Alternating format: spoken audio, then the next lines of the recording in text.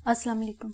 दश्ते वहशत bye MA. राहत episode 6। भगत राय को देखकर उसने कहा, हाँ भगत राय, सुनाओ, कोई आखिरी फैसला हुआ? मेरा ख्याल है हम काफ़ी आराम कर चुके हैं, अब निकल जाना चाहिए। यार, मैं सनसनी का शिकार हूँ। परेशान तो नहीं कहूँगा, क्योंकि जब तक किसी मुहिम में लातादाद मुश्किलात का सामना ना हो, मज़ा ही नहीं आता। क्या हो गया, बताओ तो सही। जगत चौहान ने दिलचस्पी से कहा और भगत राय से उससे शरों के बारे में पूरी तफसील सुनने लगा। जगत चौहान का मुंह भी हैरत से खुले का खुला रह गया था। दोनों देर तक खामोश बैठे रहे। भगत राय कहने लगा, मेरा ख्याल है हमें जॉन क्रिस्टोफर से बात करनी चाहिए। ऐसी सूरत हाल में तो ये औरत हमारे लिए बहुत ही भयानक साबित होगी। उसने अपनी किसी ग्रुप की बात भी की है, लेकिन एक बात समझ में नहीं आती। एक तरफ तो वो सालार को अपना बेटा कहकर रोती है और दूसरी तरफ ये सब कुछ। ये क्या है? वो इंतहाई शातिर औरत है, जो कुछ कह रही है उस पर यकीन मत करो। और दूसरी बात, मैं तुमसे ये कहूँगा कि जॉन क्रिस्टोफर को ये सब कुछ बताना मुनासिब नहीं होगा। वह पहले ही उसके ट्रांस में है। उसने शेरों के ट्रांस में आकर ही उससे शादी की है। अगर हम उस पर एतमाद का इजहार करें तो इंतहाई हमाकत होगी, क्योंकि वो खुद भी शेरों के ट्रांस में आकर सलार पर हमला कर सकता है। मगर ये कम वक्त औरत है क्या भला, और वो ट्रांसमीटर पर किससे बात कर रही थी? मेरे जहन में एक बात आई है, इस बात को जहन में रखो। जॉन क्रिस्टोफर ने बताया था कि उसका कोई उस्ताद है जो स्पेन में है और उसे जादुई इल्लूम सिखा रहा है। ये कोई लंबा ही चक्कर मालूम होता है। तो फिर क्या किया जाए? कुछ नहीं यार, क्या ख्याल है? क्या हम उन हमाकतों का शिकार होकर इस शानदार मुहिम को छोड़ दें? मैं कहता हूँ कुदरत ने हमारी रहनुमाई की। ये पता चल गया कि सालार उनका टारगेट है। सालार की ज़िंदगी बारे में तुम्हें बता चुका हूँ कि इंतहाई पुरस्कार है। मज़ा आएगा भगत राय। हम इतने ना समझ में नहीं है कि कहीं मार खा जाए। अलबत्ता कुछ प्रोग्राम तब्दील करना होंगे। तो जॉन क्रिस्टोफर को इस बारे में एतमाद में नहीं लेना? बिल्कुल नहीं। मैं समझता हूँ ये ख़तरनाक अमल होगा।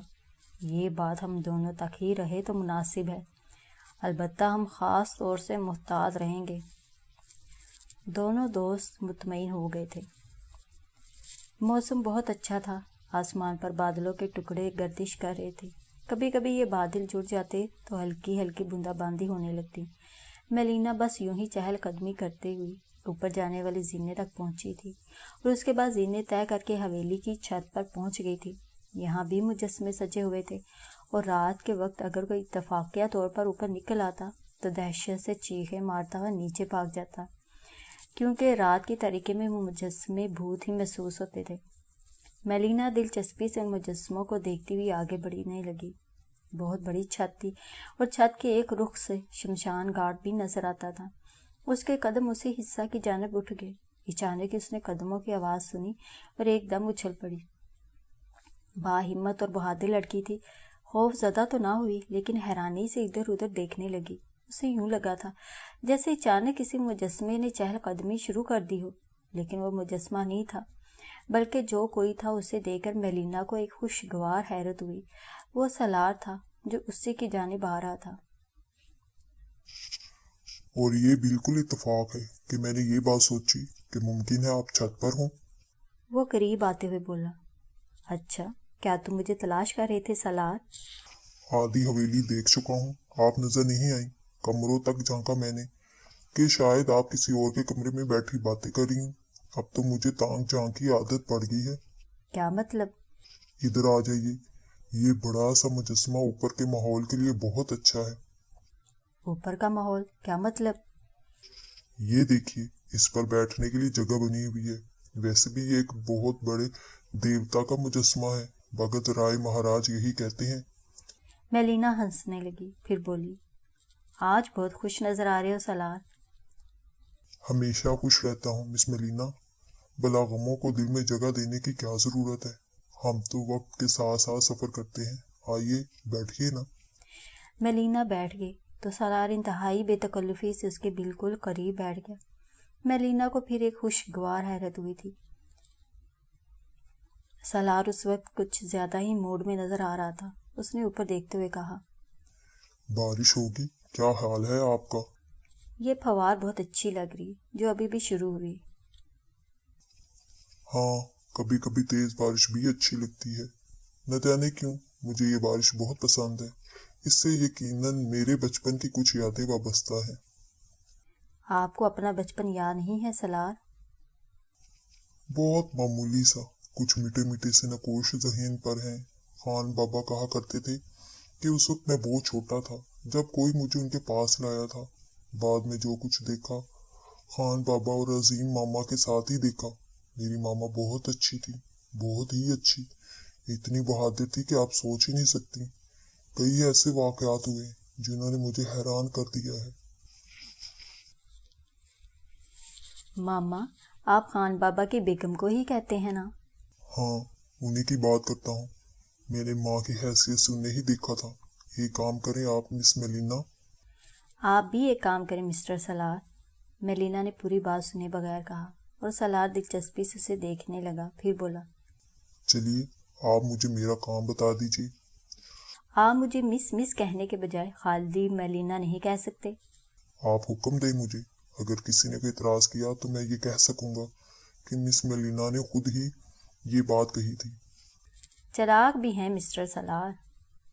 اور آپ نے یہ مسٹر کہہ کر مجھے اتنی عزت کیوں دے دی ہے؟ عزت تو میں آپ کی بہت زیادہ کرتی ہوں، میلینا بے اختیار لہجے میں بولی، اور سالار اسے دیکھنے لگا۔ پھر ایک دم اس نے گردن جھکا لی۔ تم نے نہیں بتایا کہ تمہیں مجھ سے کیا کام ہے؟ میلینا، آپ مجھے لڑنا سکھا دیں۔ آپ نے مجھے حیران کر دی ہے۔ آپ اگر مجھے بھوکے شیر کے سامنے چھوڑ دیں گی تو شاید میں اسے زندہ نہ چھوڑوں۔ میں اسے آسانی سے لڑ سکتا ہوں۔ اگر آپ مجھے بکھرے ہوئے ہاتھی کے سامنے چھوڑ دیں گی تو میں اس سے زیادہ طاقتور تو نہیں ہوں، لیکن میں اسے مار دوں گا، اتنا ذہین ہوں میں۔ لیکن یہ جو فن آپ نے استعمال کیا اس نے مجھے بڑا متاثر کیا ہے۔ آپ مجھے یہ فن سکھا دیں۔ اسے جوڈو کراٹے کہتے ہیں، میں نے باقاعدہ اس کی تربیت حاصل کی ہے۔ ابھی ہم اس مہم پر جا رہے ہیں، میں تمہیں جتنا کچھ جانتی ہوں سکھا دوں گی۔ ٹھیک ہے، لیکن اگر یہاں بھی آپ میری تربیت کا آغاز کر دیں تو کیا حرج ہے؟ میلینا سوچ میں ڈوب گئی، پھر اسے خیال آیا کہ اس کی پشت پر شروق ہے، اور شروق کا کہنا ہے کہ میں سالار کے زیادہ سے زیادہ قریب آ جاؤں۔ میرا تو کوئی مسئلہ نہیں ہے، اگر کوئی مشکل پیش آ گئی تو میں بتا دوں گی کہ میڈم نے مجھے یہ ہدایت کی ہے۔ ٹھیک ہے، پھر ہم کل سے ایک وقت مقرر کر کے جوڈو کراٹے کی مشق شروع کر دیں گے۔ اور ایک بات کہوں، اس کے لیے یہ سنسان جگہ بہت اچھی ہے، جہاں چھوٹی چھوٹی وہ عمارتیں بنی ہوئی ہیں۔ وہ عمارتیں نہیں، مٹھ ہیں۔ یہ مٹھ یادگار کے طور پر بنائے جاتے ہیں اور لوگ ان کی مدد سے اس جگہ کو پہچانتے ہیں جہاں انہوں نے اپنی عزیزوں کی لاشیں جلائی ہوتی ہیں۔ ٹھیک، میرا مطلب یہ ہے کہ ایسی کسی جگہ کو منتخب کر لیں گے۔ اچھا ایک بات بتائیے، وہ آرتی اتارنے والی لڑکی جس کا نام آپ نے مجھے علاشی بتایا تھا، پھر نہیں آئی آپ کے پاس؟ نہیں، وہ ڈوبتے چاند کی رات کو آتی ہے۔ یہ نیا انکشاف کیا ہے آپ نے، مگر اس رات تو چاند نہیں ڈوبا تھا۔ میں نے کہا ایک ڈوبتے چاند کی رات، جب چاند ڈوبنے لگتا ہے اور آخری تاریخوں میں نکلتا ہے۔ گڈ، ویری گڈ، کیسی انوکھی باتیں ہیں۔ اچھا اب دوسری بات بھی بتا دیجیے۔ جی پوچھیے۔ آپ نے کہا تھا کہ وہ آپ کے ٹرینر تھے جن کی میں نے پٹائی کی تھی۔ سالار ہنسنے لگا، پھر بولا، دیکھیے، اگر میں انہیں ٹرینر نہ کہوں تو کیا کہوں؟ انہوں نے مجھے بالکل مفلوج کر دیا تھا، اور مفلوج کر کے یہ بتایا تھا کہ کوئی فن انسان کے پاس ایسا ضرور ہونا چاہیے جس سے وہ اپنا بچاؤ کر سکے۔ وہ فن آپ کے پاس موجود ہے۔ گویا انہوں نے مجھے اس بات پر آمادہ کیا کہ میں اس فن کو سیکھنے کے لیے آپ کی خدمت میں حاضری دوں۔ اچھا جناب، تو اس لیے آپ کے اندر یہ نرمی پیدا ہوئی ہے۔ میں سمجھی شاید میری محبت نے آپ کے دل پر بھی اثر کیا ہے۔ میلینا اس وقت اداکاری نہیں کر رہی تھی، بلکہ ایک بے باک لڑکی ہونے کی حیثیت سے اس نے سالار کو اپنے دل کے راز سے آگاہ کیا تھا۔ لیکن اس وقت یہ دیکھ کر اس کی روح کو ایک عجیب سی لطافت کا احساس ہوا جب اس نے سالار کا خوبصورت چہرہ گلابی ہوتے ہوئے دیکھا۔ یہ انداز تو لڑکیوں کے شرمانے کا ہوتا ہے۔ اس کا مطلب ہے کہ یہ شخص بہت ہی پاکیزہ فطرت کا مالک ہے۔ मेलिना उसे देखती रही। यूं तो सलार एक खूबसूरत नौजवान था, लेकिन उस वक्त वो उसे और ज़्यादा खूबसूरत लगने लगा और वो सोचने लगी कि अगर वो उसकी जानी मतवज्जा ना होता और सुमिता बाजी मार जाती तो उसे कितना दुख होता। अचानक सलार ने निगाहें उठाकर उसे देखा और बोला, अब यहाँ से चलें? तुम घबरा रहे हो सलार? अगर तुम इसी तरह घबराते रहे तो फिर हम अपना काम कैसे शुरू कर सकेंगे? अच्छा एक बात बताओ, आलाशी से तुम्हारी दोस्ती कब से है? नहीं मेलिना, मेरी उससे दोस्ती नहीं है। वो एक पुरस्कार वजूद है। पहली बार वो डूबते चांद की रात को मुझे मिली थी और अब भी डूबते चांद की रात ही को मिलती है। जब वो मेरे सामने आती है तो मुझे देर तक देखती रहती है और मुझे यूं लगता है जैसे मेरे सारे वजूद की जान निकल गई हो। उसकी आंखों में एक अजीब सा सहर है जो मुझे अपने आप में जकड़ लेता है। फिर वो जो कुछ करती है वो मेरे जहन में मीठे मीठे नकोश की शक्ल में तो रहता है, भरपूर तरीके से उसे याद करता हूँ तो नहीं याद आता। क्या उसने कभी तुमसे इजहार मोहब्बत किया सलार? बिल्कुल नहीं। वो मेरा बहुत एहतराम करती है, कभी कुछ बोलती ही नहीं। बहुत ही जरूरी कोई बात करनी हो तो कर लेती है। एक बार मैंने उससे इसके बारे में पूछा था तो उसने कहा कि वो खुद मेरे पास नहीं आती। एक बहुत ही अजीम हस्ती ने उसे हुक्म दिया है कि वो मेरी आरती उतार दिया करे ताकि मैं दुश्मनों की निगाहों से महफूज रह सकूं और उनका शिकार ना हो सकूं। ओह, और यकीनन तुम मुझसे झूठ नहीं बोल रहे होगे सलार। मेलिना, आप ये अल्फाज कहना छोड़ दें तो मेरे ऊपर आपका एहसान होगा। मुझे अपनी बेइज्जती का एहसास होता है जब आप मुझसे कहती हैं कि मैं आपसे झूठ नहीं बोल रहा। अगर मैं आपसे ये कहूँ कि आप आखिरी बार इस बात पर भरोसा कर लीजिए कि मैं आपसे झूठ नहीं बोलता तो आप क्या कहेंगी? तो मैं तुमसे हाथ जोड़कर माफ़ी मांगूंगी और वादा करूंगी कि आइंदा मैं ये अल्फाज कभी भी इस्तेमाल नहीं करूंगी। मेलिना ने मोहब्बत भरी मुस्कुराहट के साथ कहा और दोनों हाथ जोड़ दिए, लेकिन अचानक ही उसका पूरा बदन कपकपा कर रह गया। सलार ने एकदम हाथ बढ़ाकर उसके दोनों हाथ पकड़ लिए थे और उन्हें एक दूसरे से अलग कर दिया था। उसका लम्स मेलिना के पूरे वजूद में सरूर बनकर दौड़ गया था। हालांकि दोनों दोस्त उम्र के ढलान पर थे, जिंदगी के सारे ऐश सारी खुशियां उन्होंने हासिल कर ली थी, लेकिन दौलत इसी का नाम है। अगर इंसान इस तरफ से मुतमईन हो तो फिर कोई उलझन बाकी नहीं रह जाती। दोनों जिंदा दिल थे और कभी हालात से घबराने वाले नहीं थे। इस वक्त बिल्कुल इत्तफाकिया तौर पर उनके सामने भी दिलचस्प मरहले आ गए थे। मुहिम्मात तो उन्होंने बहुत सी सर अंजाम दी थी, बड़े बड़े खजानों के नक्शे लेकर न जाने कहाँ कहाँ मारे फिरे थे, कामयाबी और नाकामी दोनों ही का सामना करते रहे थे। लेकिन इस बार जो मुहिम दरपेश थी उसकी सबसे बड़ी खूबी ये थी कि हालात बहुत सनसनीखेज थे। कोई एक बात समझ में आने वाली नहीं थी। जॉन क्रिस्टोफर मुकम्मल तौर पर काबिल एतमाद था, लेकिन शेरोक हद से ज़्यादा पुरस्कार हो चुकी थी। वो जो डबल गेम खेल रही थी वो बहुत ही सनसनीखेज था। एक तरफ वो सालार को अपना बेटा कहकर रोती थी तो दूसरी तरफ किसी की मदद से उसने सालार के खात्मे का प्रोग्राम बना रखा था। भगत राय ने जगत चौहान से कहा, हम चाहें तो ये सारा प्रोग्राम मलिया में कर सकते हैं, जॉन क्रिस्टोफर और शेरोक को इस मुहिम से निकाल सकते हैं, लेकिन वो काबिल एतमाद है और फिर ये दो किरदार ही तो इस मुहिम के सबसे जानदार किरदार बन गए हैं, यानी शेरोक और सालार। अलबत्ता तुमने एक बात ज़रूर महसूस की होगी जगत, कि सालार की फितरत में सादगी है। जब शेरोक के बारे में तुम्हें अंदाज़ा हो चुका है कि शैतान सिर्फ ही नहीं बल्कि मुकम्मल शैतान है, पूरे इसरार अलूम जानती है, पूरे इसरार किरदार रखती है, मेरे ख्याल में उससे मुहतात रहना इंतहाई ज़रूरी है। ख़ास तौर से सालार की जान को उससे ख़तरा है और मैं हर तरह की मुहिम्मात छोड़ सकता हूँ। सालार के लिए कोई ख़तरा कायम नहीं रहने दे सकता। हम सब उसके मोहब्बत करने वाले हैं, तुम अकेले अपनी बात ना करो भगत राय। बहुत शुक्रिया, मैं इस बात से पूरा इत्तेफाक करता हूँ, वो ऐसा ही किरदार है।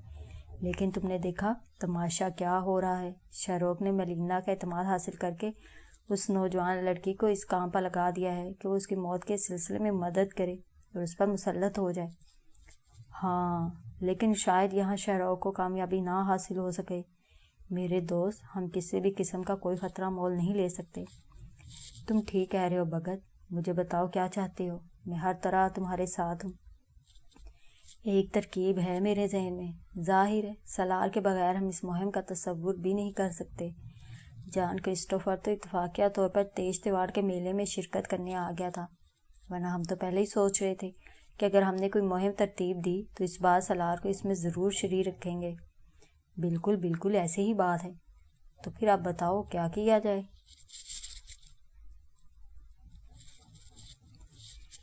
میں کمالی کا انتظار کر رہا ہوں۔ کمالی انتہائی قابل اعتماد انسان ہے، اور تم جانتے ہو کہ وہ اصل میں اسمگلر ہے اور سارے راستوں کو جانتا ہے۔ اس کے علاوہ ان علاقوں کا اتنا ہی ماہر ہے جتنا کوئی مقامی آدمی ہو سکتا ہے، ہر طرح کے راستوں سے گزر چکا ہے۔ میرا کہنے کا مطلب یہ ہے کہ کیوں نہ ہم سالار اور کمالی کو آپس میں ملا دیں اور ان دونوں کو الگ سے روانہ کر دیں۔ ایک اور نیا گیم ہو جائے گا۔ اچانک ہی ہم اعلان کریں گے کہ سالار ہمارے ہاں سے غائب ہو گیا۔ شیروک کا رویہ دیکھنے کے قابل ہوگا، اور ہم یہ اندازہ لگائیں گے کہ دیکھیں آگے وہ کیا کرتی ہے۔ سالار کو مکمل طور پر سمجھا دیا جائے گا۔ وہ اتنا پیارا لڑکا ہے کہ جو کچھ اسے کہا جائے گا ویسا ہی وہ کرے گا۔ جگت چوہان سوچ میں ڈوب گیا، پھر اس نے کہا، سالار سے رابطے کا کیا ذریعہ رہے گا؟ ٹرانسمیٹر؟ یہ کوئی کہنے والی بات ہے؟ بے شک ان علاقوں میں موبائل فون کام نہیں کریں گے، چونکہ وہاں بوسٹر نہیں ہے۔ خاص طور سے ہم جن قبائل کی تلاش میں نکلے ہیں وہاں تو اس کا سوال ہی پیدا نہیں ہوتا، لیکن ہم ٹرانسمیٹر استعمال کریں گے۔ ہمارے پاس وہ اٹلی کے سیٹ رکھے ہوئے ہیں جو ہمیشہ ہماری مہمات میں کارآمد رہے ہیں۔ ہاں، اور وہ انتہائی کارآمد ہیں، اور ہم یہ سیٹ کسی اور کو نہیں دیں گے۔ ہمارے پاس، تمہارے پاس اور سالار کے پاس، یا بھی کمالی کے پاس یہ ٹرانسمیٹر سیٹ ہوگا۔ بالکل ٹھیک، تو پھر یہ بات طے ہے کہ ہم سالار کو خفیہ طریقے سے روانہ کر دیں گے۔ ہاں، اور تھوڑا سا ڈرامہ کر دیں گے۔ دونوں دوست ساحر کار اس بات پر متفق ہو گئے۔ پھر ایک رات کمالی کے آنے کی اطلاع ملی۔ اس دوران مہم جوئی کے تمام کام مکمل ہو چکے تھے اور کسی بھی دن روانگی کا اعلان کیا جا سکتا تھا۔ ادھر دیکھنے والوں نے یہ تماشا بھی دیکھا کہ شمشان گھاٹ کے ویران علاقے کے ایک گوشے میں میلینا اور سالار جوڈو کراٹے کی مشق کرتے ہوئے نظر آنے لگے تھے۔ کمالی بھرے بھرے بدن کا ایک شاطر آدمی تھا، عمر 38 کے قریب ہوگی۔ اس کی آنکھیں بے حد جاندار تھیں، اور ویسے بھی وہ جسمانی طور پر ایک کھلاڑی کی طرح پھرتیلا نظر آتا تھا۔ کمالی کو تمام صورتحال بتائی گئی تو اس نے کہا، ٹھیک ہے بھگت جی، آپ کو پتہ ہے میں نے آپ کے حکم سے کبھی انحراف نہیں کیا۔ ویسے آج کل سرحدوں کے معاملات ٹھیک نہیں رہے ہیں۔ ہم نیپال کے راستے اندر داخل ہوتے ہیں تو ہمیں سرحدوں پر چوکنا رہنا پڑتا ہے، لیکن بہرحال یہ میرے لیے کوئی خاص اور اہم بات نہیں ہے۔ سالار سے تو تم مل چکے ہو؟ ہاں، وہ کہاں ہے؟ خیریت سے تو ہے؟ بالکل خیریت سے، لیکن اس کی خیریت خطرے میں ہے۔ بھگت رائے نے کمالی کو تمام تفصیلات بتائیں۔ کمالی نے کہا، واہ، تو آپ کا مطلب میں ادھر سے لے جاؤں تاکہ وہ محفوظ رہے؟ ہاں، اور اسے اسمگلنگ کا کام بھی سکھا دو۔ بھگت رائے نے ہنس کر کہا تو کمالی بھی ہنسنے لگا۔ بہرحال یہ طے ہو گیا کہ جس دن وہ مہم پر جانے کا ارادہ کریں گے اس سے 2 دن پہلے کمالی اور سالار یہاں سے نکل جائیں گے۔ 2 دن تک سالار کی تلاش کا سلسلہ جاری رہے گا، اور آخرکار یہ فیصلہ ہوگا کہ سالار کے بغیر ہی یہ مہم شروع کر دی جائے۔ اس بات پر دونوں دوست متفق ہو گئے تھے، اور آخرکار یہ کھیل شروع ہو گیا۔ جان کرسٹوفر، شیروک، کنور، دلاور اور باقی تمام افراد نے مہم جوئی کے لیے کیے گئے انتظامات کا جائزہ لیا۔ ان نقشوں پر گفتگو ہوئی جن کے تحت آگے جانا تھا، اور یہ طے ہو گیا کہ آج سے تیسرے دن صبح کے وقت اس مہم کا آغاز کر دیا جائے گا۔ دوسرے دن اچانک یہ افواہ گردش کرنے لگی کہ سالار کوٹھی میں موجود ہے اور نہ ہی کہیں آس پاس۔ یہ سن کر شیروک بری طرح چونک پڑی تھی۔ شیروک کا چہرہ حیرت کی تصویر بنا ہوا تھا۔ پھر اس نے حیرانی کے عالم میں کہا، سالار کہاں گیا؟ وہ تو ہماری مہم کا ایک حصہ تھا۔ ہاں، اتنا وقت بغیر اطلاع کہ وہ کبھی غائب نہیں رہتا، بھگت رائے نے پریشان لہجے میں کہا۔ پھر اس کے بعد سالار کی تلاش شروع ہو گئی۔ پورے علاقے میں اسے تلاش کیا گیا، بمیری کا کونا کونا چھان مارا گیا، حویلی کے ایک ایک گوشے کو دیکھا گیا، لیکن سالار کا کہیں پتہ نہیں تھا۔ سارے کے سارے پریشان ہو گئے تھے، اور جگت چوہان اور بھگت رائے بڑی اچھی اداکاری کر رہے تھے۔ شیروک سناٹے میں تھی، اور اس کے چہرے سے عجیب سے تاثر کا اظہار ہوتا تھا۔ جب دوسرا دن بھی گزر گیا تو یہ پریشانیاں عروج کو پہنچ گئیں۔ آخرکار ایک میٹنگ ہوئی، اور اس میں جگت چوہان نے کہا، میرا خیال ہے کہ ہمیں صرف ایک فرد کے لیے اس مہم کو روکنا نہیں چاہیے۔ اگر آپ لوگ یہ سمجھتے ہیں کہ سالار کا انتظار ضروری ہے تو کیا کوئی حتمی طور پر یہ بتا سکے گا کہ وہ کب تک واپس آ جائے گا؟ اگر نہیں تو پھر کل صبح منصوبے کے مطابق اس مہم کا آغاز کر دیا جائے۔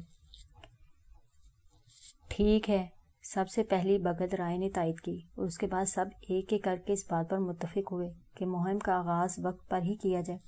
سالار کے لیے اس مہم کو لیٹ نہیں کیا جا سکتا۔ دوسرے دن صبح اس مہم کا آغاز ہونے جا رہا تھا، اس لیے یہ رات گہما گہمی کی رات تھی۔ نہ جانے کب تک یہ لوگ جاگتے رہے تھے۔ پھر فیصلہ کیا گیا کہ اب باقی رات آرام کر لیا جائے تاکہ تھکن نہ ہو جائے۔ اس کے بعد تو مشقت کے شب و روز شروع ہو جائیں گے۔ حویلی میں سناٹا طاری ہو گیا۔ لوگ اگر سوئے بھی نہیں تھے تو سونے کی اداکاری کر رہے تھے۔ ان کے ذہنوں میں اس پراسرار مہم سے متعلق خیالات گردش کر رہے تھے۔ جان کرسٹوفر کی کیفیت بھی کچھ ایسی ہی تھی۔ وہ اس وقت شروق کے بارے میں سوچ رہا تھا۔ اس نے بغور شروع کا جائزہ لیا تھا۔ خود جگت اور بھگت سالار کی گمشدگی سے زیادہ پریشان نہیں تھے، جبکہ شروق کا چہرہ بوجھا تھا اور وہ کافی فکر مند نظر آ رہی تھی۔ اس وقت بھی جان نے اسے کروٹیں بدلتے دیکھا، لیکن وہ خاموش رہا۔ اچانک شروق اپنی جگہ سے اٹھ گئی۔ جان چونکا، لیکن اس نے آنکھیں بند کر رکھی۔ جان، شروق کی آواز ابھری، کیا تم جاگ رہے ہو؟ میری بات سنو۔ شروق کی آواز دبی دبی تھی، یوں لگ رہا تھا جیسے وہ صرف اندازہ لگا رہی ہو کہ جان کرسٹوفر کی نیند کتنی گہری ہے۔ جان کرسٹوفر نے اسے اپنے جاگنے کا احساس نہیں ہونے دیا۔ تب وہ اپنی جگہ سے اٹھی اور دروازے کی طرف بڑھ گئی۔ کرسٹوفر پھرتی سے اپنی جگہ سے اٹھا اور بے آواز باہر نکل آیا۔ اس نے شروق کے سامنے جاتے ہوئے دیکھا اور بہت احتیاط سے اس کا تعاقب کرنے لگا، یہاں تک کہ وہ باہر لان پر آ گئی۔ ہر طرف ہو کا عالم طاری تھا۔ اچانک جان نے اسے زمین پر جھکتے ہوئے دیکھا، پھر اس کے جسم کی حیت بدلنے لگی۔ اس کا چہرہ بے حد بھیانک ہو گیا۔ جان کرسٹوفر تھر تھر کانپنے لگا۔ وہ اس کی بیوی تھی، اس نے بے شمار دن رات اس کے ساتھ گزارے تھے، لیکن اس کا یہ روپ اس نے کبھی نہیں دیکھا تھا۔ بمشکل تمام اس نے خود کو سنبھالا۔ شروق کسی چوپائے کی طرح آگے بڑھنے لگی۔ وہ زمین سونگھتی ہوئی آگے جا رہی تھی۔ کچھ دیر کے بعد وہ ملازموں کے کوارٹروں کے پاس پہنچ گئی۔ یہاں وہ دیر تک زمین سونگھتی رہی، پھر اس نے کوارٹروں کے گرد 3 چکر لگائے اور وہاں سے واپس پلٹ پڑی۔ جان کرسٹوفر نے اب اپنے آپ کو مکمل طور پر سنبھال لیا تھا۔ وہ بہت محتاط انداز میں اس کا پیچھا کرتا رہا۔ شروق نے اسی طرح چوپائے کے انداز میں حویلی کے مختلف گوشوں کے چکر لگائے۔ کافی دیر تک وہ گھومتی رہی اور اس کے بعد ایک سنسان سے گوشے میں جا کر اس نے اپنا حلیہ تبدیل کیا اور دونوں پیروں پر کھڑی ہو گئی۔ لیکن اس کی آنکھیں اب بھی بڑے بھیانک انداز میں پھٹی ہوئی تھیں، ان میں پتلیوں کا نام و نشان نہیں تھا اور ان کے رنگ بار بار بدل رہے تھے۔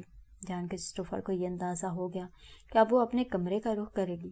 چنانچہ برق رفتاری سے اس نے ایک راستہ اختیار کیا جہاں سے اس سے پہلے اپنے کمرے میں پہنچ سکتا تھا۔ وہ برق رفتاری سے بے آواز دوڑتا ہوا اپنے کمرے کے دروازے پر پہنچا۔ اس کا سانس دھونکنے کی طرح چل رہا تھا۔ دروازہ کھول کر اندر داخل ہوا تو جیسے اس کے پورے بدن کا خون خشک ہو گیا۔ وہ سامنے اپنے بستر پر پاؤں لٹکائے ہوئے بیٹھی تھی۔ جان کرسٹوفر خواب میں بھی نہیں سوچ سکتا تھا کہ جس برق رفتاری سے وہ دوڑتا ہوا یہاں تک آیا ہے، اس کے بعد وہ ناکام ہو جائے گا اور شروق اس سے پہلے وہاں پہنچ چکی ہوگی۔ اب اس کا چہرہ نارمل تھا۔ جان کرسٹوفر مرے مرے قدموں سے آگے بڑھا تو وہ بولی، دروازہ بند کر دو ڈیئر، دروازہ کیوں کھلا چھوڑ دیا؟ لرزتے قدموں سے جان کرسٹوفر واپس پلٹا اور دروازہ بند کر دیا۔ شروق کے ہونٹوں پر ایک زہریلی مسکراہٹ پھیلی ہوئی تھی۔ وہ تیکھی نگاہوں سے جان کرسٹوفر کو دیکھتی رہی، پھر اس نے کہا، اس کے باوجود میں تم سے محبت کرتی ہوں اور مجھے تم سے کوئی شکایت نہیں ہے۔ جان کرسٹوفر کے پیروں کی جیسے جان نکلی تھی۔ وہ اپنے بستر پر جانے کے بجائے وہیں پڑی ہوئی کرسی پر بیٹھ گیا۔ آخر تم لوگ میرے لیے پریشان کیوں ہو؟ میرا اور تمہارا کوئی آج کا ساتھ تو نہیں ہے۔ بہت عرصہ ہو گیا ہمیں یکجا ہوئے۔ مجھے صرف ایک بات بتا دو، میری ذات سے تمہیں کبھی کوئی تکلیف پہنچی ہے یا تمہاری بیٹی ملینا کو مجھ سے کوئی شکایت ہوئی ہے؟ حالانکہ میں اس کی ستیلی ماں ہوں۔ پھر تم سے یہ سوال کروں گی کہ تمہیں میرے بارے میں تشویش کیوں ہے؟ جان کرسٹوفر نے اپنے آپ کو سنبھالی اور نرم لہجے میں بولا، میں تم سے بالکل صاف گفتگو کروں گا شروق۔ بے شک تم ٹھیک کہہ رہی ہو، تم نے آج تک مجھے شکایت کا موقع نہیں دیا، لیکن مجھے صرف ایک بات بتاؤ، کیا مجھے اپنی بیوی سے اتنا ہی عدم واقفیت کا شکار رہنا چاہیے؟ تھوڑا بہت بتا چکی ہوں اپنے بارے میں. اب اس وقت تم نے جتنا میرا پیچھا کیا، مجھے پہلے ہی مرحلے پر یہ بات معلوم تھی کہ تم دروازے سے باہر نکل چکے ہو اور میرے پیچھے پیچھے آ رہے ہو. دیکھو کرسٹوفر، آج میں پھر تم سے وعدہ کرتی ہوں کہ میری وجہ سے تمہیں کوئی نقصان نہیں پہنچے گا، بلکہ جس مہم کے لیے تم نے تیاریاں کی ہیں اس میں سب سے زیادہ کامیابی تمہیں حاصل ہوگی. میں ایک ایسا موقع فراہم کروں گی تمہیں جہاں صرف تمہاری برتری ہو اور یہ سب تمہارے تابع ہوں، اور اگر انہوں نے ایسا نہیں کیا تو تمہاری خواہش کے مطابق انہیں نقصان پہنچا دوں گی. تھوڑا سا صبر کر لو، میں کون ہوں، کیا ہوں، یہ سب تمہیں بتا دوں گی. البتہ اتنا تو بتا چکی ہوں کہ مجھے تھوڑے بہت پراسرار علوم آتے ہیں، اور میرا ایک استاد ہے جو اس وقت اسپین میں ہے. میں اس سے رابطہ رکھتی ہوں اور سیکھتی رہتی ہوں. میری سمجھ میں نہیں آتا کہ اس کے بعد تمہیں مجھ سے کیا پریشانی ہے. بات باقی ایسی تھی کہ جان کرسٹوفر کے پاس اس کا کوئی جواب نہیں تھا. اس نے کہا، بس وہی بات ہے شروق، میں تمہارے بارے میں سب کچھ جاننا چاہتا ہوں. تمہاری متضاد باتیں مجھے الجھا دیتی ہیں. مجھے ایک بات کا جواب دو جان، اگر دوستی کے انداز میں بات کرنا چاہتے ہو تو. ہاں پوچھو. سالار کہاں ہے؟ جان کرسٹوفر کو شدید غصہ آ گیا. اس نے کہا، دنیا بھر کے پراسرار علوم سے تم واقف ہو اور سالار کے بارے میں مجھ سے پوچھ رہی ہو؟ دیکھو میری بات سنو، یہ انداز اختیار کرو گے تو تمہیں کوئی فائدہ نہیں ہوگا. بہت سی باتوں کا تعلق پراسرار علوم سے ہوتا ہے اور بہت سی باتوں کا نہیں ہوتا. مجھے شبہ ہے کہ تمہیں جگت چوہان یا بھگت رائے کو سالار کے بارے میں سب معلوم ہے اور تم مجھ سے چھپا رہے ہو. بے وقوفی کی باتیں مت کرو شروق. لیکن جان تم اکھڑے اکھڑے سے ہو.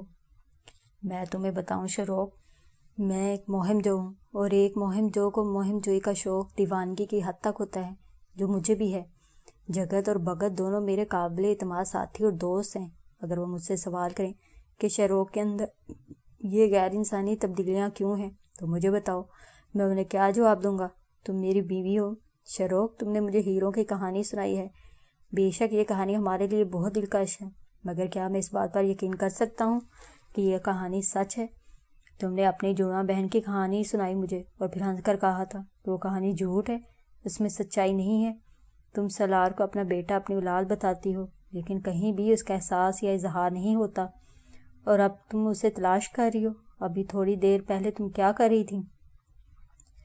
ہاں میں سالار کو تلاش کر رہی تھی. میں دور دور تک انسانی قدموں کے نشانوں کو سونگھ کر بتا سکتی ہوں کہ کون کس طرف گیا ہے، لیکن سالار کہاں گیا ہے یہ میں نہیں جانتی، کیونکہ مجھے اس کی خوشبو نہیں ملتی. لیکن تم ایک بات سمجھ لو جان کرسٹوفر، میں اسے تلاش کر لوں گی. وہ پتال میں بھی جا کر چھپ جائے گا تو میں اسے تلاش کر لوں گی. کاش اس بارے میں تم میرا ساتھ دو. سمجھ رہے ہو؟ ہاں میں تمہارا ساتھ ضرور دوں گا، لیکن یہ سچ ہے کہ مجھے اس کے بارے میں کچھ نہیں معلوم. اچانک ہی شروق کا موڈ بدل گیا. وہ ہنسنے لگی، دیر تک ہنستی رہی.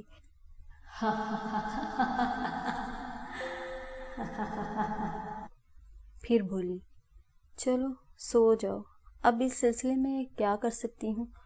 تم خود ہی اپنے دماغ کو تھکاتے ہو. ایک بار پھر میں تم سے یہ کہوں گی کہ مجھے چھیڑو مت.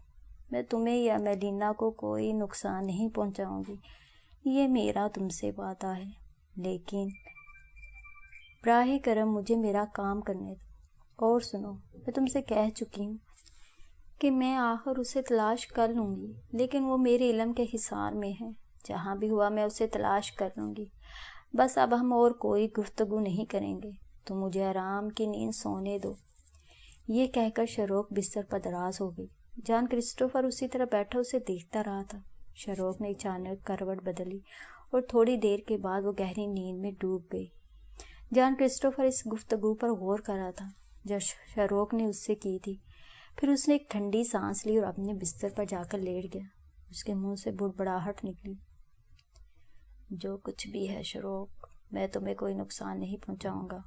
بس صرف اتنا سا ہے کہ جب وہ لوگ مجھ سے تمہارے بارے میں سوالات کریں گے تو میرے پاس شرمندگی کے سوا اور کچھ نہیں ہوگا، کیونکہ میں تمہارے بارے میں انہیں کچھ بھی نہیں بتا سکتا۔ رات گزر گئی، دوسری صبح سب کے سب جا گئے تھے۔ بہت عمدہ قسم کا ناشتہ کیا گیا اور اس کے بعد یہ پوری ٹیم اپنی پراسرار مہم کے لیے چل پڑی۔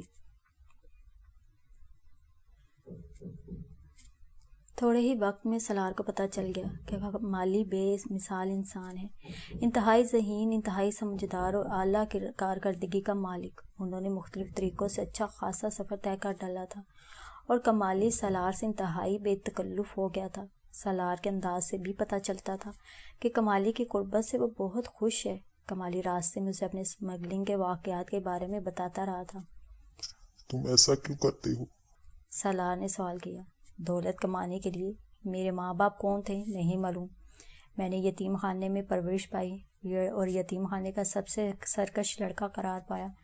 بڑی مار پڑتی تھی، آخر کار وہاں سے بھاگ لیا۔ ایک استاد سے جیبیں کاٹنا سیکھا۔ مختصر یہ کہ زندگی بہت عجیب گزری اور اس کے بعد اسمگلنگ کا کام شروع کر دیا۔ بھگت رائے کے مجھ پر بڑے احسانات ہیں، ہر جگہ وہ میری سرپرستی کرتے رہے۔ سچی بات یہ ہے کہ دنیا میں سب سے زیادہ مجھے انہی سے پیار ہے۔ بہت سے ایسے گھرانے ہیں جنہیں میں اپنی کمائی پہنچاتا ہوں، بلکہ یوں سمجھ لو انہی کے لیے کماتا ہوں۔ یہ ہے تمہارے کمالی بھائی کا مختصر تعارف۔ چلو چھوڑو، بھگت رائے نے مجھ سے کہا تھا کہ میں تمہارے بارے میں زیادہ نہ خریدوں۔ انہوں نے زیادہ بات کی، میں بالکل ہی نہیں خریدتا۔ تم مجھے بہت اچھے لگے ہو سالار۔ اچھی شکل و صورتیں خود بخود اپنے لیے دل میں جگہ بنا لیتی ہیں، لیکن تمہاری اچھی شکل و صورت کے ساتھ تمہارا کردار بھی بہت اچھا ہے۔ بس بس کمالی بھائی، اتنا کافی ہے۔ ہاں واقعی کافی ہے۔ اچھا میری بات سنو، اب یہاں سے ایک پوائنٹ پر جا کر ہمیں تھوڑا سا سنبھلنا ہوگا، کیونکہ ہمارا واسطہ اپنے گروہ کے لوگوں سے پڑے گا۔ یہ سفر میں انہی کی معرفت کرنا چاہتا ہوں، اس میں زیادہ حفاظت رہے گی۔ سرحدوں پر ہمارے آدمی ہوتے ہیں جو ہمیں سپورٹ کرتے ہیں۔ میرا مطلب ہے ہوتے تو وہ سرحدوں کے محافظ ہیں، لیکن چھپر میں اپنا کام بھی چل جاتا ہے۔ کمالی نے ہنس کر کہا۔ سالار بھی مسکرانے لگا، پھر بولا، ہمارا راستہ کون سا ہوگا؟ ہم نیپال کے راستے تبت میں داخل ہوں گے۔ کھٹمنڈو سے ہم ساگر ماتھا کے علاقے میں داخل ہوں گے اور پھر وہاں سے لہاسا پہنچ جائیں گے۔ میرا گروہ جگہ جگہ مجھے ملے گا۔ ٹھیک، کیا ہمیں جنگ و جدل سے بھی کام لینا ہوگا؟ تمہاری نشانہ بازی کیسی ہے؟ ویسے مجھے بھگت رائے نے بتایا ہے کہ تم بے مثال انسان ہو۔ آزما کر دیکھ لیں۔ ٹھیک ہے، دیکھ لیں گے۔ ایک منزل پر پہنچنے کے بعد کمالی نے وہاں قیام کیا اور اس کے بعد وہ کچھ گھنٹوں کے لیے سالار سے جدا ہو گیا۔ واپس آیا تو اس نے کہا، تھوڑی سی گڑبڑ ہو گئی ہے۔ میں نے تمہیں بتایا تھا نا کہ سرحدوں پر اپنے شناسا ہوتے ہیں، لیکن اتفاق سے اس وقت کوئی نہیں ہے، چنانچہ میں نے ارادہ بدل لیا ہے۔ اب ہم تھوڑا سا مال لے کر جائیں گے۔ کیسا مال؟ اسمگلنگ کا مال جو ہمیں ٹرک پر لے جانا پڑے گا، کمالی نے جواب دیا۔ سالار ٹھنڈی سانس لے کر خاموش ہو گیا تھا۔ دنیا اس کے بارے میں کوئی بھی قیاس آرائی کرتی، لیکن حقیقت یہ تھی کہ سالار انتہائی معصوم اور سادہ لوح انسان تھا۔ اس کی ذات سے جو اسرار چپک گئے تھے، اس سے ان کے بارے میں کوئی شناسائی نہیں تھی۔ کچھ ایسی انوکھی باتیں ہو جاتی تھی جنہیں وہ سمجھنے کی کوشش کیا کرتا تھا۔ پھر اسے ایک دن علاشی ملی تھی جو ایک پر اسرار لڑکی تھی۔ ویسے تو جب بھی سالار کو کسی مشکل کا سامنا کرنا ہوتا تھا، علاشی اس کے پاس پہنچ جاتی تھی اور اسے اس مشکل سے نکلنے کا راستہ بتا دیتی تھی۔ لیکن ڈوبتے چاند کی رات وہ ضرور اس کے پاس آتی، اس کی آرتی اتارتی، چاہے وہ کہیں بھی ہوتا۔ علاشی اسے تلاش کر لیا کرتی تھی۔ فطری تجسس کا شکار ہو کر کئی بار سالار نے علاشی سے اس کے بارے میں پوچھا تھا۔ جب بھی وہ یہ سوال کرتا، علاشی دونوں ہاتھ جوڑ کر سر جھکا لیا کرتی اور اپنی زبان میں اس سے کچھ کہتی جس کا مفہوم سالار کی سمجھ میں آ جاتا تھا، اور اسے یوں لگتا تھا جیسے وہ زبان سے واقف ہو۔ کچھ میٹھے میٹھے سے نقوش اس کے ذہن میں آ جاتے تھے، لیکن ان نقوش کی وضاحت نہیں ہو پاتی تھی۔ وہ خان مراد کے ساتھ رہتا تھا اور خان مراد کی بیوی نے جو ایک جنگجو قبیلے سے تعلق رکھتی تھی، اس سے فنون سپاہ گری سے آگاہ کیا تھا۔ خان مراد نے بھی اس سلسلے میں حصہ بٹایا تھا، خاص طور سے نشانہ بازی خان مراد ہی نے اسے سکھائی تھی۔ خان مراد نے اسے صاف بتا دیا تھا کہ وہ اس کی اولاد نہیں ہے، بلکہ ایک شخص اسے خان مراد کے حوالے کر گیا تھا اور جب خان مراد اس شخص کا تذکرہ کرتا تو سالار کے ذہن میں ایک شکل ابھر آتی۔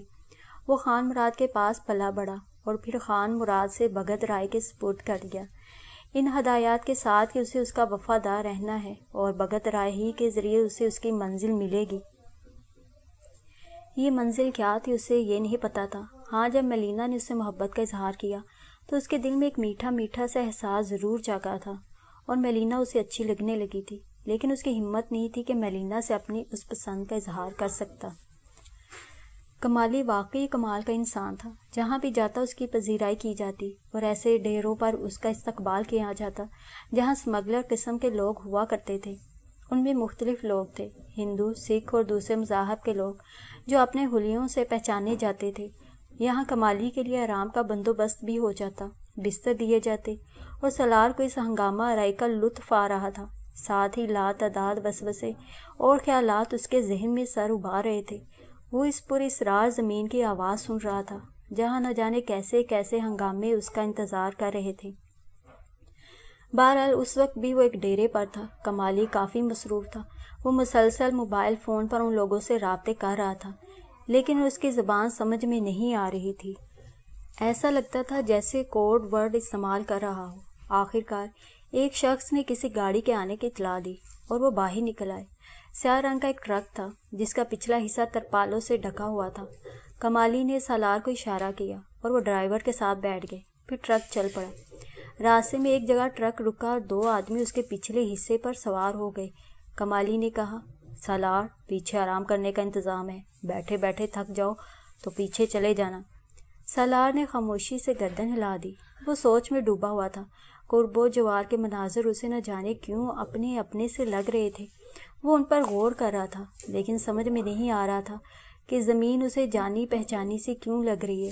نہ جانے کیا وقت تھا، پیچھے موجود ایک آدمی نے آگے آ کر ڈرائیونگ سیٹ سنبھال لی اور کمالی نے اسے مجبور کیا کہ وہ پیچھے جا کر آرام کرے۔ چنانچہ سالار پیچھے پہنچ گیا اور اس نے ایک مناسب جگہ لیٹ کر آنکھیں بند کر لی۔ نہ جانے کتنا وقت اسی طرح گزرا تھا۔ آنکھ کھلی تو عجیب سی بو ناک میں آ رہی تھی۔ اس نے اپنی جگہ سے اٹھ کر ٹرک کے کنارے سے دوسری طرف جھانکا۔ ٹرک رکا ہوا تھا اور ایک دلچسپ منظر نگاہوں کے سامنے تھا۔ سڑک کے کنارے مٹی کے تیل کے چولہے پر کڑھائی چڑھی ہوئی تھی اور اس میں مچھلیاں تلی جا رہی تھیں۔ کمالی قریب ہی فولڈنگ سٹول پر بیٹھا مچھلیاں تلنے والوں کو ہدایات دے رہا تھا۔ اس نے سالار کو جھانکتے ہوئے دیکھا تو بولا، چلو سالار، نیچے اتر آؤ، یہ پورا جنگل تمہارا ہے، لوٹا اٹھاؤ اور عیش کرو، کیا سمجھے؟ مگر جلدی آ جانا، مچھلیاں ٹھنڈی ہو جائیں گی۔ کمالی کی باتیں عام طور سے سالار کو ہنسنے پر مجبور کر دیتی تھی۔ لوٹے والی بات بھی خاصی دلچسپ تھی۔ اس نے کمالی کی بات پر عمل کیا اور اس کے بعد تازہ دم ہو کر واپس آ گیا۔ مچھلیوں کا ناشتہ بہت عمدہ تھا۔ کمالی نے بتایا کہ ایک نہر کے کنارے سے گزرتے اس نے یہ تازہ مچھلیاں خرید لی تھیں۔